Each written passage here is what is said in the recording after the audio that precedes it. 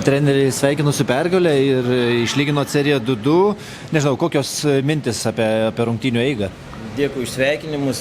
Rungtynės, tai aš manau, buvo tikrai gražios. Vėl kaip ir kiekvienas, buvo įtemptos rungtynės, pasisekė mum įmušti įvarčių ir paprasčiausiai laimėjom rungtynės. Ir turbūt galima šnekėti, kad visi žaidėjai tikrai puikiai pasirodė ir ypač gynyboje ir puolime, tačiau reikėtų gal atskirai apie Simą pašnekėti. Iš tikrųjų puikiai stovėjo, ant galo praleido ten tokį įvartį, bet ne vien šiose varžybose, bet visoje serijoje jisai tikrai stovi puikiai. Kaip jūsų mintis? Jis tikrai padeda komandai, daug ištraukė tokių metimų, lemių, kur galėjo pasikeisti rungtynės į kitą pusę, tai jisai ruošiasi visą sezoną, ruošiasi tam ir dėl to mes laikom jį vartose visą seriją. Ir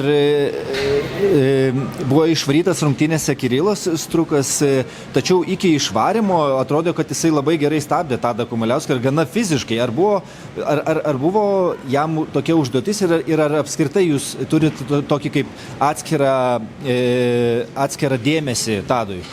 Ne, dėmesio tikrai kažkiek yra jam daugiau, bet tikrai nebuvo taip, kad jisai ten būtų atsakingas tik už Tadą Kumuliauską.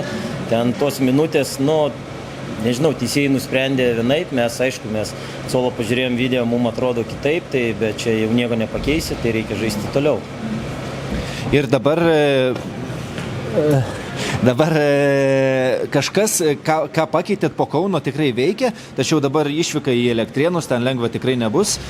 Tai nežinau, porą dienų pailsėti ir kokios mintis, koks planas, ką ten daryti?